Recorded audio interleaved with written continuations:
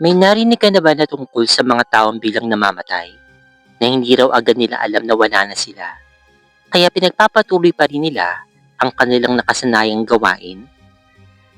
Hindi ako naniniwala noon hanggang sa nangyari ito sa amin.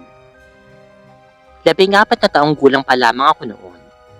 Nakatira kami sa isang tahimik na bayan sa San Enrique, Iloilo.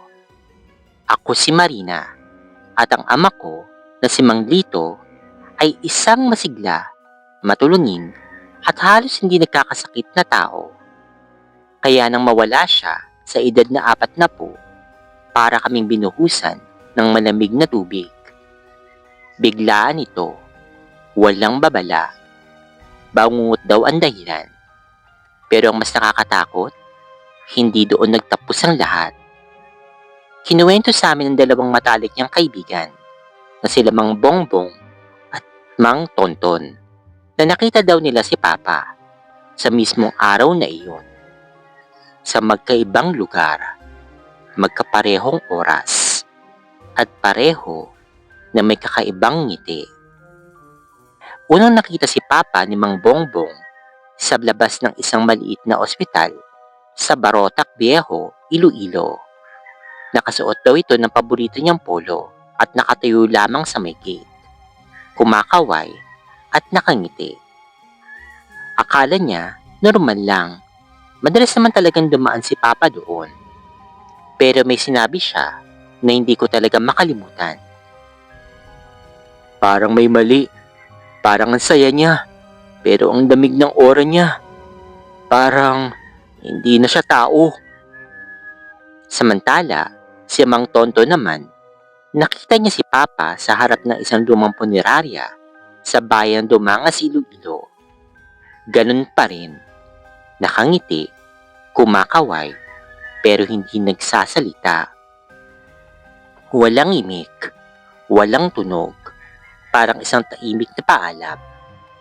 Hindi namin pinansin yun nung una. Hanggang sa sumunod na umaga, mga bandang 5:30, magkatabi kami ni Papa sa higaan. Tahimik ang bahay, madilim pa ang paligid. Nang biglang, isang tunog na hindi ko maipaliwanag. Hindi yun hilik. Hindi rin yun simpleng paghinga. Parang may humihigop sa hangin mula sa kailaliman ng lalamunan. Parang may pumipigil. Parang may kumakalas. Parang tunog na marinig mo sa pinakamasamang bangungot. Napatingin ako sa kanya at dun ko nakita na nakapikit si Papa pero nakangiti. Hindi normal na ngiti. Yung tipong pilit. Yung tipong parang may ibang nag-uutos sa kanya na ngumiti. At saka, huminto ng lahat. Wala nang galaw. Wala nang paghinga. Wala na si Papa. Dinala siya sa ospital. Doon din sa lugar kung saan siya nakita ni Mang Bongbong. Dinileklara siya na dead on arrival. At pagkatapos, dinala rin siya sa parehong punerarya kung saan siya nakita ni Mang Tonto noon. Parang sinundan niya ang sarili niyang ruta papunta sa kamatayan. Doon na kami nagsimulang kabahan. Hindi pa doon nagtatapos ang bungungot. May sekreto palang grupo nilang magkakaibigan. 5 sila at kakaibang pagkakapareho nila. Pare-pareho ang karawan. 17 ng Nobyembre. At bago pa man mamatay si Papa, minsan niyang nasabi habang sila'y nagiinuman, "Pakiramdam ko, may susunod na naman sa atin." Parang biro, pero hindi pala, dahil siya ang sumunod. At makalipas ang 2 taon, si Mang Bongbong naman. Naaksidente siya sa motorsiklo. Isang bihasang rider siya na biglang nadulas sa tuwid na kalsada sa San Joaquin, Iloilo. Walang ibang sasakyan, walang malinaw na dahilan. At ang pinaka nakakatakot, bago siya mamatay, nakita siya ng mga kamag-anak namin. Nakatingin sa kabaong ni Papa. Pinagmamasdan kung paano siya inihanda. Eksakto. Ganon din nangyari sa iba pa nilang kaibigan. Isa-isa silang namamatay. At lahat sila nakakita ng isa't isa habang inahanda sa huling hantungan. Parang may sumpa. Parang may siklo na hindi pwedeng putulin. Nang mamatay si Mang Bongbong, sinubukan naming pigilan si Mang Tonton. Huwag na po kayong titingin. Huwag po kayong masyadong lalapit kapag inaayos na po siya. Sumunod naman siya. Hindi siya lumapit. Hindi siya tumingin. Akala namin naputol na namin ang sumpa. Pero akala lang pala namin iyon. Dahil makalipas ang ilang buwan, nagbago siya. Madalas siyang nakatulala. Madalas siyang nakatingin sa kawalan. At isang gabi, pumunta siya sa bahay namin. Tahimik, maputla, at may ngiti na kahawig ng kay Papa. Tumingin siya sa akin, saka bumulong. Marina, nakita ko na sila. Nasaan po? Nanginginig kong tanong. Ngumiti siya ng mas malawak. Kumpleto na ulit kami. Kinabukasan, natagpuan siyang patay sa loob ng kanyang kwarto. Walang sugat. Walang bakas ng pakikipaglaban. Pero may isang bagay na hindi namin makalimutan. Sa gilid ng kanyang higaan, may bakas ng putik. Mga yapak. 5. At lahat papalabas ng kwarto. Simula noon, hindi na ako naniniwala ng basta lang nawawala ang tao kapag namamatay. May ilan, nagpapatuloy pa rin. Naglalakad, ngumingiti, kumakaway, at hinahanap kung sinong susunod nilang isasama. Lumaki ako sa isang tahimik at tila ordinaryong baryo sa San Isidro, Nueva Ecija. Isang lugar na sa unang tingin ay sadyang payapa. Pero sa gabi, parang may ibang mundong gumigising. Itago na lamang ninyo ko sa pangalang Christy. At ang bahay namin nakatayo mismo sa gilid ng pangunahing kalsada. Isang daanang hindi lang pala tao ang dumaraan. Sa tapat ng bahay namin, sa kabilang side ng kalsada, may isang napakalaking puno ng balete. Hindi ko may paliwanag kung gaano ito kalaki. Yung tipong kahit 4 na taong magkayakap, hindi pa rin sasapat. At ang mga ugat nito, tila mga kamay na nakausli mula sa lupa. Parang may sinusubukang kumawala. Matagal na raw ang punong iyon. Bago pa man ang pangalawang pangdaigdigang digmaan. At ayon sa mga matatanda sa amin, may nakatira raw doon. Hindi lang isa, kundi marami. At hindi sila tao.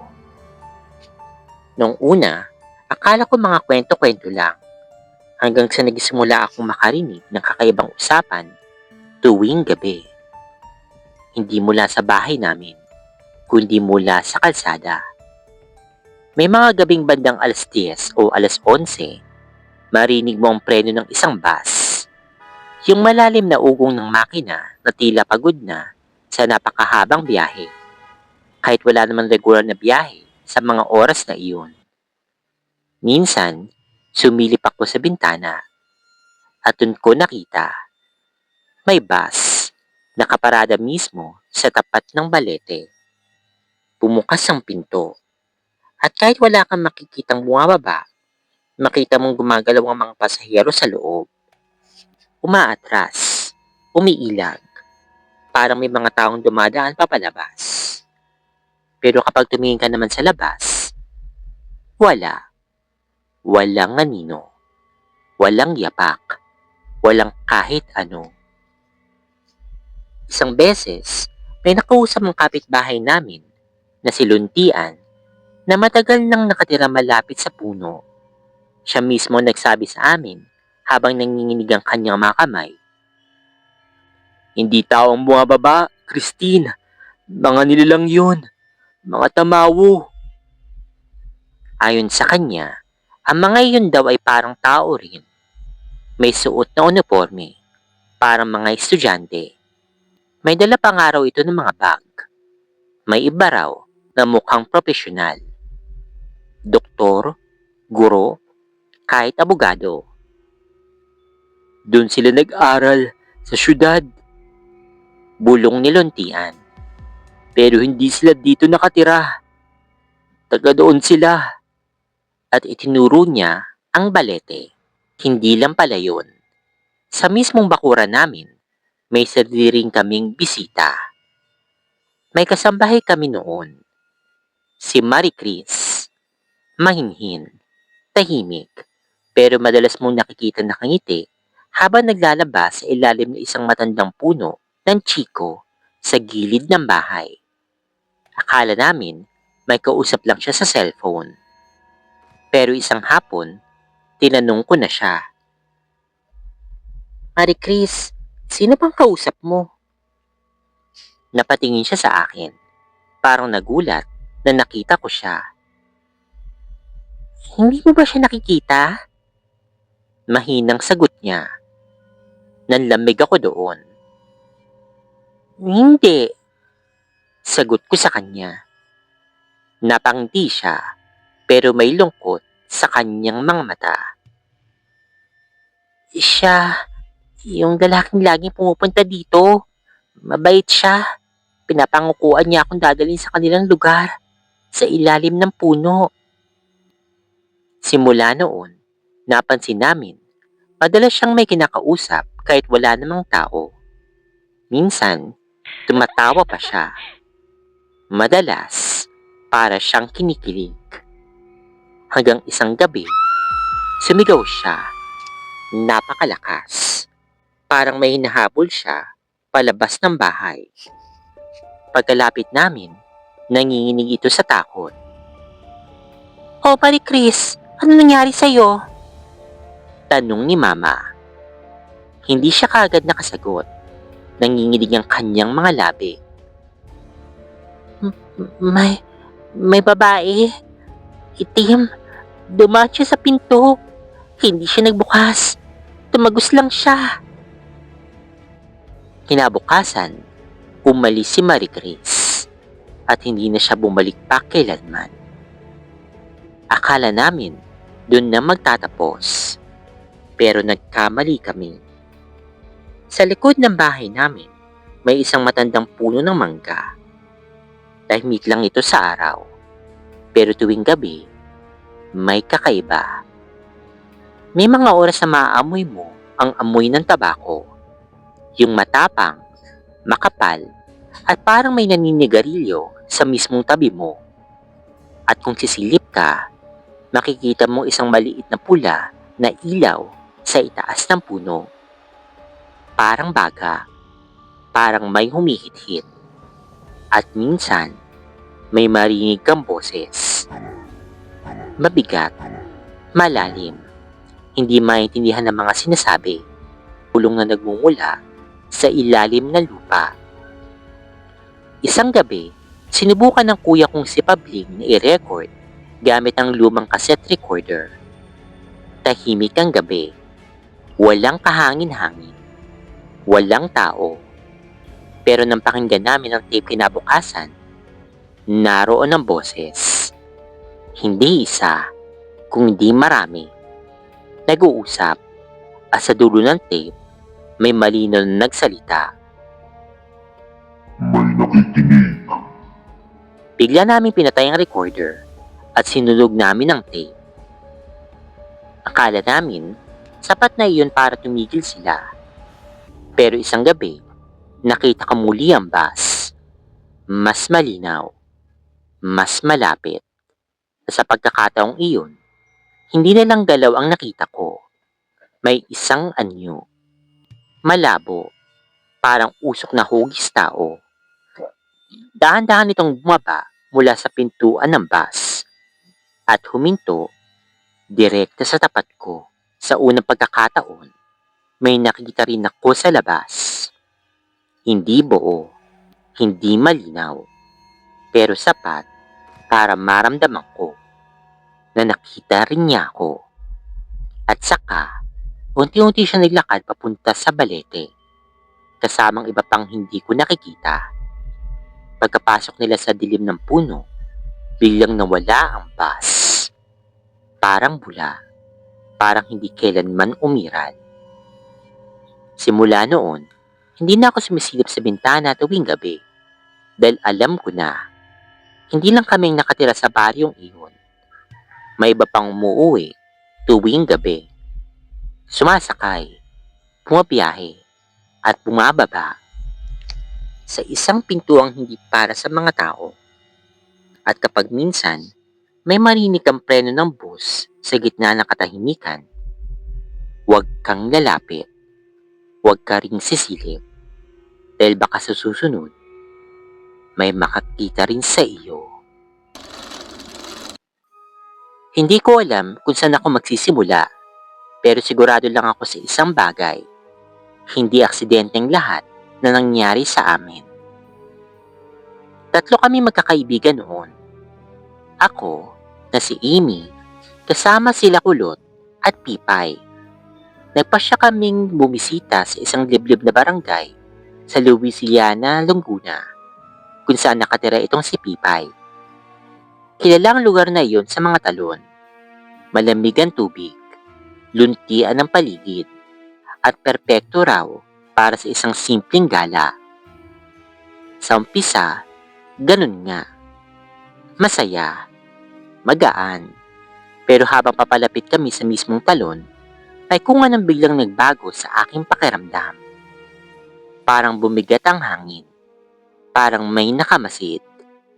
Hindi ko may paliwanag, pero simula pagkabata, may kakaiba na akong pakiramdam sa mga lugar. Parang may sumasabay sa akin kung minsan. At dun sa talon na iyon, bigla ko silang naramdaman muli. Pagdating namin, agad naming narinig ang malakas na pagbagsak ng tubig, alingaw-ngaw sa buong gubat. Pero kasabay noon, may isa pang tunog. Mahina, halos hindi marinig. Parang bulong na hinahalo sa ugong ng talon. Habang naglalakad kami sa mabatong bahagi, may napansin ako sa gilid ng aking paningin. Isang itim na anino, nakatayo sa pagitan ng mga batong basa. At sa mismong ilalim na bumubuhos na tubig, may isa pa. Puti, hindi gumagalaw, nakatitig.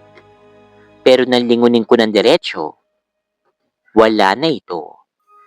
Para naglaho sa hangin. Hindi ko na ito sinabi sa iba pa. Ayokong sirain ang saya. Pero mali pala iyon. Nagsimula kaming tumalon-talon sa mga bato. Si Kulot ay may dalang speaker. Malakas ang tugtog. Para bang pinupuno namin ng ingay ang katahimikan ng lugar. Hanggang sa dumating ang pagkakataon na ako na ang tatalon. Huminga ako ng malalim. Handa na sana ako. Nang bigla na parang may humawak sa paa ko. Hindi naman literal, pero may bigat. Parang may pumipigil. Parang may bumubulong. What? Napatras ako. Hindi ako tumalon. Nagtawanan lang sila, pero ako nanginginig na. Napagdesisyonan naming umakyat sa itaas ng talon. Habang paakyat kami, napansin ni Pipay ang isang pugad ng ibon sa gilid ng bangin. Sa tabi nito, may nakalaylay na baging. At doon ko nakita, punong-puno ito ng mga pulang langgam. Hindi lang ilan, kundi kumpol. Gumagalaw, sabay-sabay, parang may sinusundan. Hindi ko alam kung bakit, pero tumatak yun sa aking isipan. Parang may ibig sabihin ito.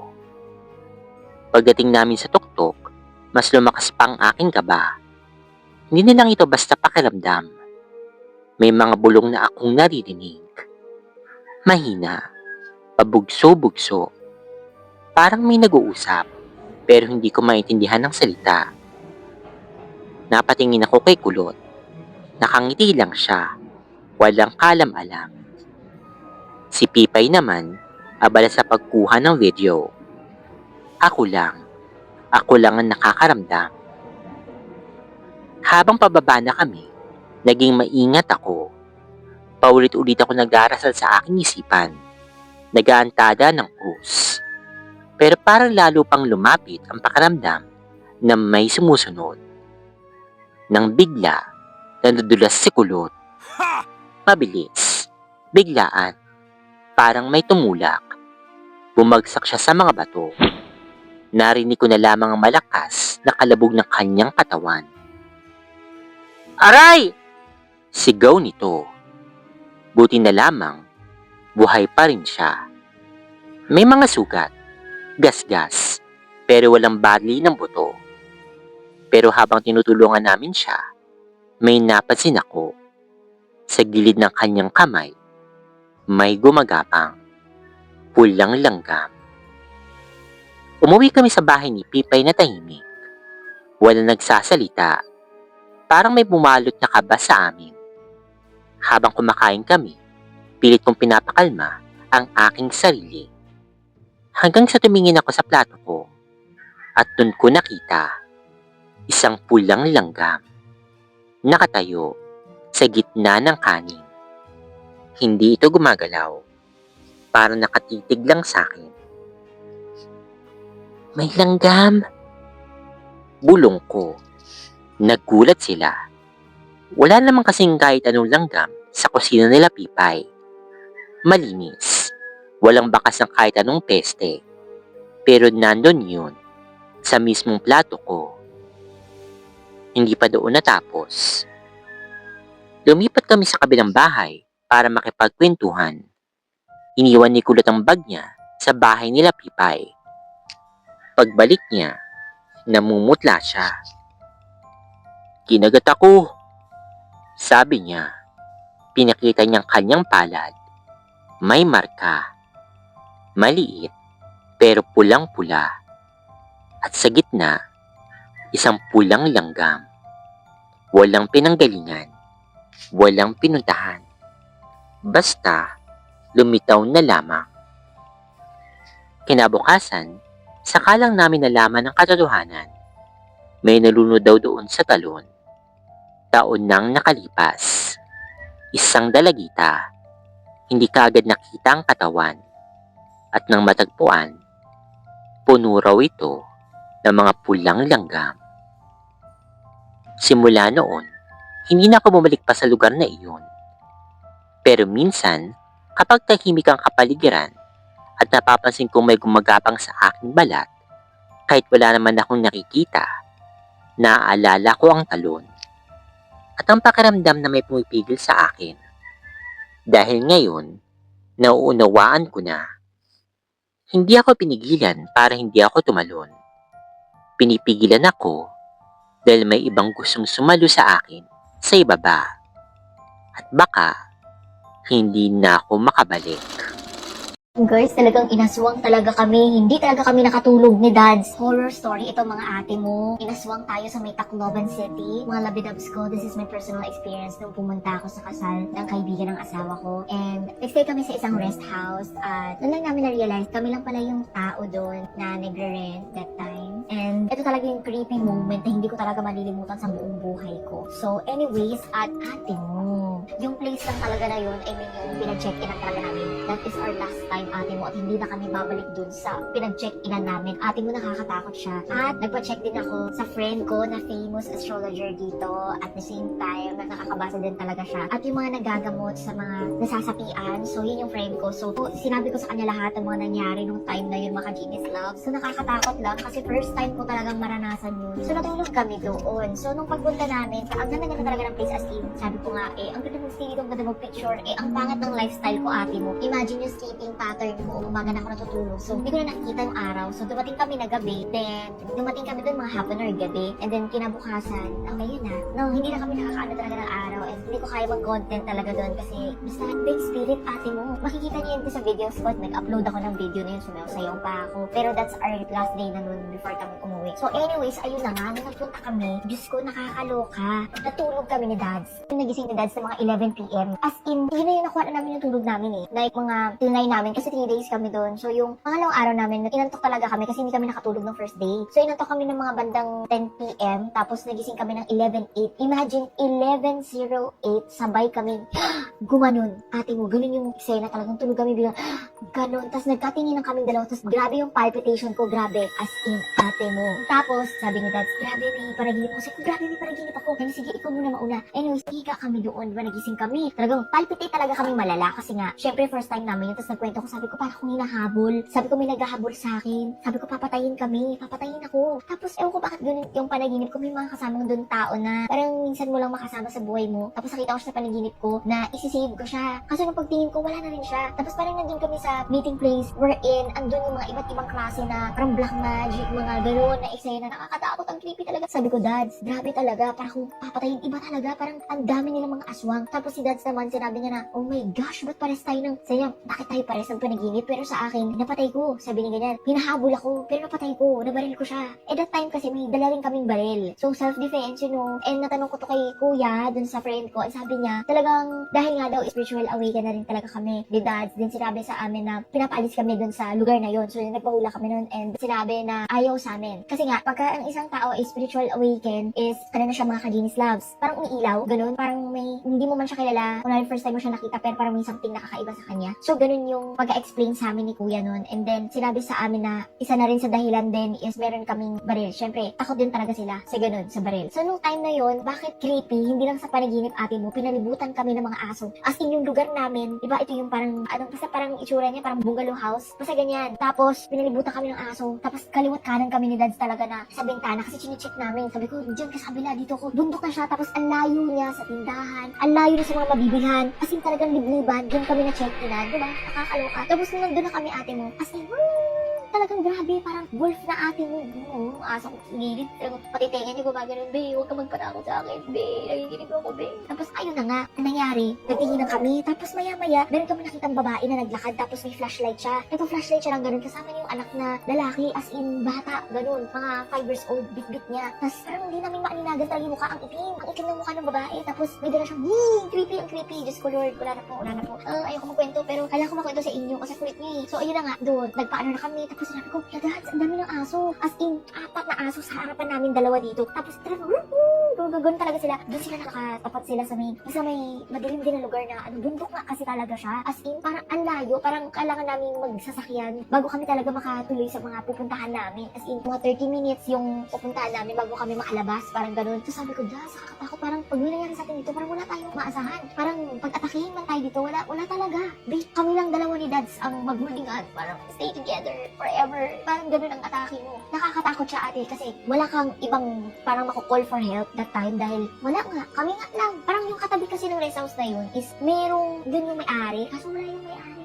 Wala yung may-ari doon. So ano yung gagawin namin? So wala kami ginawa kundi mag-check. Nag-pray kami at ginawa na namin. And then, so ginawa namin, sige, hindi tayo makatulog. Kailangan natin mag-stay awake kasi bigla-bigla na lang na kailangan natin i-check or whatsoever. Basta hindi mo, ang creepy talaga, first time ever talaga. Tapos yun yung sinabi ko, hindi na talaga ako babalik dito, eh. Sabi ko, nakakatakot talaga. Sabi ko, ganun. First time to, kinento rin namin sa friend namin. Yung friend namin, hindi naman talaga, hindi siya naniniwala sa ganun. And bakit namin nafe-feel ni Dads? Una sa lahat, kung naniniwala kayo sa astrology, Pisces ako, and si Dads is Scorpio. So, talaga, tandem kami when it comes to, very intuitive kami dalawa. So, yung emotion namin, talaga feel namin lahat ng mga energy at emo, wala, nararamdaman namin, nalalaman namin agad-agad.